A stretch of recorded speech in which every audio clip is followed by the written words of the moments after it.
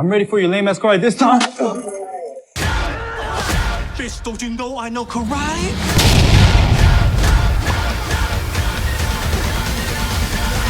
Cobra Kai's back, baby! Welcome back, everyone, to a 6-time Cobra Kai Season 6 watch party. The trailers dropped, and I think the best word to say is mellow. Everyone is mellowing out. Peace has returned to the valley. The former rivals are now all hanging out and enjoying each other's company. Edwin was just fighting Dimitri at the end of Season 5. Opposing dojos are embracing each other, but here they are, all friends and chums now. We see an almost naked Chosen reading in the paper about the hijinks at Cobra Kai.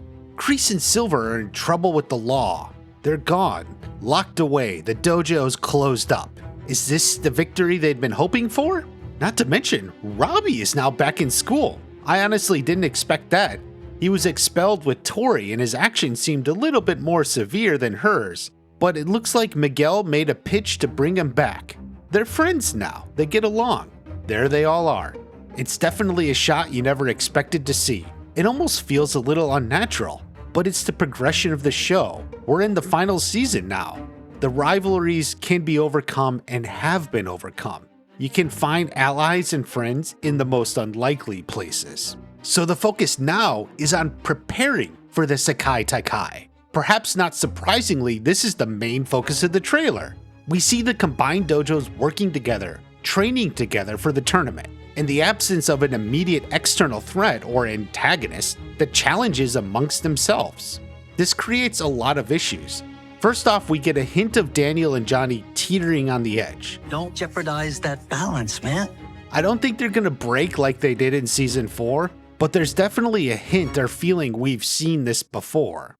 But I don't think this is gonna be a major plot point or through line of this first 5 episodes. Don't get too hung up that we're just retreading previous ground. It's just a reminder that these are 2 different people with 2 different philosophies.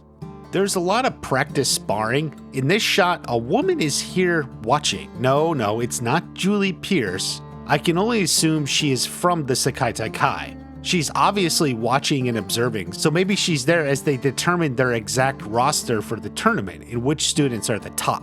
Miguel even says, Just means I'm gonna have to be Robbie again. I assume these fights are to determine who the team captains will be. We got confirmation from Hayden long ago that they will have that. So that's this part of the story. It makes sense the team captain is the most important in the fighting in the tournament and along those lines. So this reunites the rivalries at least somewhat because they're all angling to get to be on top within their dojo. Johnny has the white gi on that has Daniel's headband design on the front. While it is a nice touch, I really do feel like Daniel should be wearing something from Johnny's in return. The small eagle on the back isn't quite cutting it. I hope there will be further evolution to the gi as they go on. I do suspect all these scenes in the white gis probably come a little later, maybe episodes 3 or 4.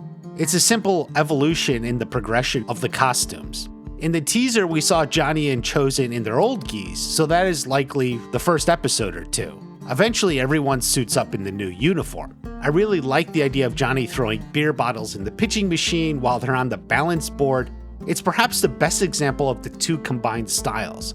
Johnny's no-nonsense pitching machine training, this time with more dangerous glass bottles, is combined with Daniel's balance training. This exercise best demonstrates how the 2 are coming together and will emerge stronger for it. It would be fun if Daniel has a similar exercise for the students that take some of Johnny's training. Probably not, he doesn't go for the dangerous, but that would be cool. It looks like there's a return to Coyote Creek, though I'm not sure it's the exact location. Clearly Johnny has them out in the woods somewhere for a different sort of training. Is it one-on-one fighting? This shot, the way they're looking ahead, makes me think it's some sort of obstacle course or challenge within the forest. I can't say for sure. Dimitri has an intense, very intense look here. At this point, Kenny's with them, so it's probably late in the season. And obviously they're celebrating here. So I think they're celebrating more of an accomplishment rather than winning a fight. A lot of details are still missing. The final training seems to be something at night, perhaps exclusively with the girls. We see Johnny coming out of a house with Devin. She has a bag, so I think he went and got her unannounced. It's the same night Tory and Sam are having this discussion. Note they have bags as well. Speaking of which, Tory and Sam are training together and getting along, but they're clearly not BFFs. This is very much to be expected. There's a lot of bad blood between them, and it's not going to heal instantly. What's sparking this specifically is tough to say. Tension in the lead up to this fight, which could be for Team Captain, is the most likely possibility. Also, animosity and resentment against whoever becomes Team Captain is probably going to be an issue as well. Also, this night is the same night as the pillow fight, so at least they're getting along part of the time. Many have speculated about a girls' slumber party or something, and while that's not the case here, it definitely carries that sort of vibe. This actually appears to be a baby shower or something of the sort for Carmen and Johnny. You'll note the pink balloons and ribbon in the background, and Johnny's definitely having a girl, so it all lines up. It must be the same party as to this, which is in the LaRusso kitchen, pink balloons in the background. Other than that, not a whole lot of info. Carmen and Amanda get along great, as the guys get up to their hijinks. Now there's this major team brawl with the red flags. It looks like capture the flag. They each have 5 or so of these red strips on their body, and the goal is probably to pull them all off another person. When all 5 are off, you're out. It's a team competition, so you work with your side and against the other side. That doesn't stop Traitor Mitch from immediately turning on Anthony, but that's to be expected. It's in his blood. The inclusion of these team exercises, though, leads me to think more and more the Sekai Kai is ultimately a team competition. I've been saying this for years. It would actually be cool if there's an event in the Sekai Kai that has like 5 or 6 people against another 5 or 6 people at once. I'm hoping for something unique. Now the trailer has no Sean, though we know he's in the season. There's no Terry Silver apart from the newspaper article. That lines up with what I thought, considering his current legal problems. There is one surprise, however. Boom! Mike fucking Barnes. Off the top, I have to say he has the best looking gi of the lot. Looks really cool, sharp. He means business.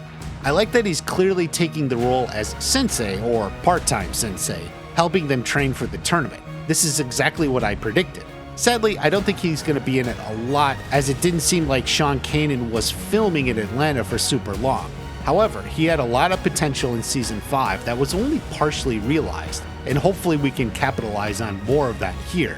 One interesting note is there's a behind-the-scenes shot of Peyton List in an outfit that looks very similar to the gi Barnes is wearing. Does she join his dojo, at least temporary? Are they together? It's an odd question. I don't think so, but I'm a little intrigued as to where this all ends up. Maybe Mike Barnes is Tori's father. Have you thought much about her father? Quick temper. Just like your old man. No, not much. Not much, because I have no clue. I have no clue what that is. I don't even know what to believe anymore because everyone keeps messing with me even on set about it. People come up to me, different guys on set will come up to me and say that they're my father. Okay. No, that couldn't be. I'm joking. Obviously, Barnes isn't Tori's father. It's gotta be Dutch. You're dead meat. Now, who are the antagonists down the line? Certainly Cobra Kai is still there, and we see Kreese manages to escape to South Korea with Sensei Kim Da-Eun. Fugitive be damned. He's welcome there and teaching at her dojo, which helps out because her previous senseis no longer had a firm grasp of the situation. Now this is a beautiful shot of her dojo. They definitely appear to be doing some color filters for South Korea, that way you know they're in another country. They did the same for Mexico back in Season 5. I actually expected her dojo to have more students, but perhaps we can assume this is the advanced class. Kreese fits right in and takes his role to help prepare them for the Sekai Kai, which obviously they are now participating in because they have to be the opponents. While it's obvious Kreese gets to South Korea with Sensei Kim, what isn't so apparent is when or how this will happen. Will we see them meet up in the first episode and then somehow get there later on? Or will this just all be backstory? They start off right here together in the first episode. Considering what we saw in the teaser trailer, I assume they're going to meet up in the first episode and then somehow escape to South Korea later on. As the season gets going, this is where we're at. And then that's when we get the line, Cobra Kai is back. We also get a peek at Sensei Kim's top student. He will be the main opponent for the boys' competition. This actor is Brandon H. Lee. He is all business. Who is gonna take him on? Look at what he can do. Who at the combined dojo can fight this guy? Well, I can take him. Godspeed, brave man. Otherwise, there's no sighting of Kim Sun-young, but that's to be expected. He's an old man and they want to keep him a secret. I'm not sure how much of this Korean dojo we will get in part 1. Obviously, Kreese and Sensei Kim are training and preparing for the tournament. We very well may get some flashbacks with Kreese and Kim to when she was young. That can help establish some of the history and show the legacy of what's at stake. But once Kreese gets to Korea, there aren't any immediate stakes or conflict. That tends to imply less screen time.